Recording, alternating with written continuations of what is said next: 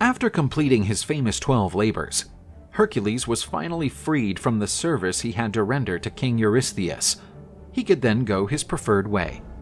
Among his plans, he intended to take revenge on King Laomedon of Troy, who humiliated him by not paying for the service the hero rendered to the Trojan king when he saved the monarch's daughter from a sea monster. For this mission, he called a group of heroes, among them Peleus, Achilles' father, and Telamon, Ajax's father. Hercules led a fleet of more than 10 warships towards Troy. Hercules and the men fought the Trojans on the beaches of Ilion. The Trojans were led by King Laomedon himself. The Trojan king, perceiving that victory against Hercules was impossible, tried to retreat into the city of Troy. Hercules prevented the Trojan gates from closing and stormed the city with his men.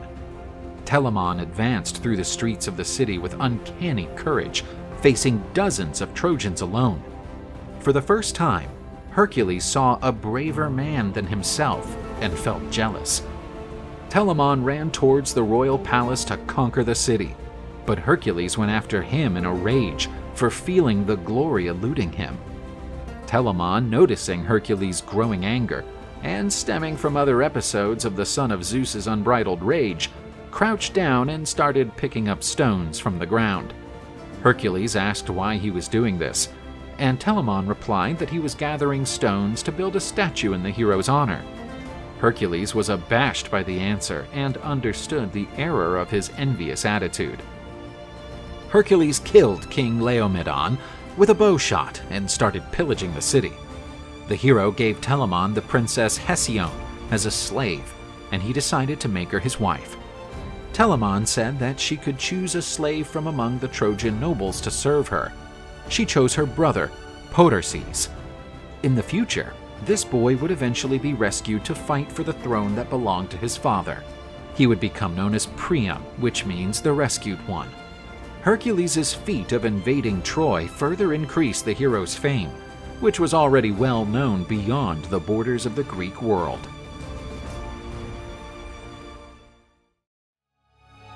There was a beautiful princess named Deianira in the kingdom of Calydon. Her overwhelming beauty attracted countless suitors. Among them was Achelous, a river god and bearer of the gift of metamorphosis. He assumed the form of strange beings before the princess, but she was horrified and feared sharing her bed with hideous creatures. She begged her father not to allow the marriage, but King Oeneus did not want to go against a god.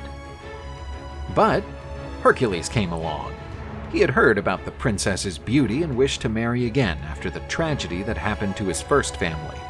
For this, he would have to get rid of the other suitor. Achelous did not want to give up the princess without a fight, and the king did not intend to displease either of the two illustrious visitors. It took a contest between Hercules and the river god to see who would marry Deianira. Achelous took the form of a powerful, bovine-looking monster to intimidate the hero, but Hercules had already faced all kinds of monsters and was not afraid of just one more. The god attacked Hercules with his horns, showing great strength, crushing the hero against a pillar.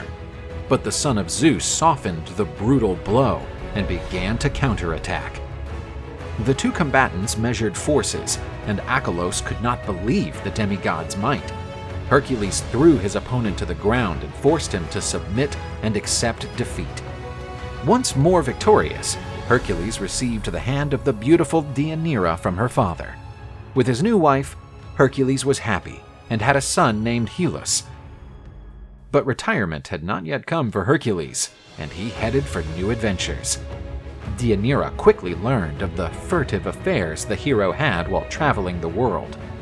One day, while Hercules was traveling with his wife, he came upon a flowing river.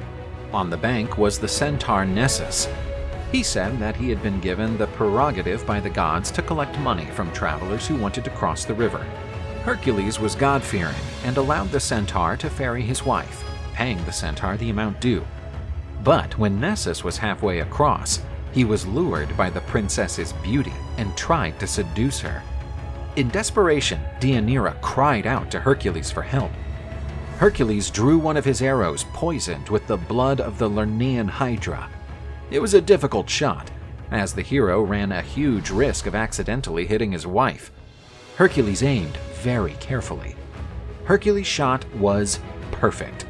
The arrow traveled a great distance until it hit the centaur's back, with the tip piercing the belly. The centaur, toppled over and agonizing, asked Deianira to come closer, for he wished to apologize and redeem himself. He handed her a vial of blood from the wound inflicted by Hercules, and said that, if that potion was secretly offered to the hero, he would never be interested in another woman but Deianira. The couple left the dying centaur behind, but Nessus's words did not leave Deianira's mind, and, even dead, the centaur achieved his revenge.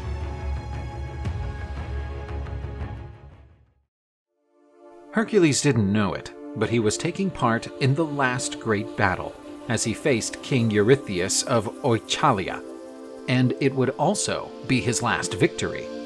He captured and enslaved the king's daughter, who died in battle. She was sent to Deianira, Hercules' wife, serving her as a lady-in-waiting. When Lycus, Hercules' messenger, arrived at Deianira's house with the new maid, the hero's wife was amazed at the prisoner's beauty. Her name was Iole. But one of Deianira's relatives warned the princess about the risk she was taking. Before meeting Deianira, Hercules had been in love with Iole, and she had been promised to the hero. However, King Eurytus did not keep his promise, which is why Hercules attacked the kingdom of Oechalia. Deianira remembered the blood potion from the centaur Nessus. According to that creature, the elixir would guarantee Hercules' eternal love for his wife. Deianira used the centaur's blood and some wool. With this, she enchanted a cloak that she had made herself for Hercules to celebrate his victories. She handed the enchanted cloak to the messenger, telling Lycus that the garment could only be worn by her husband.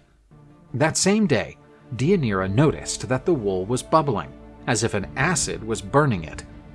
Far away, Hercules had put on the cloak and began to feel his skin burning. He threw the cloak away, but the incantation was actually a curse.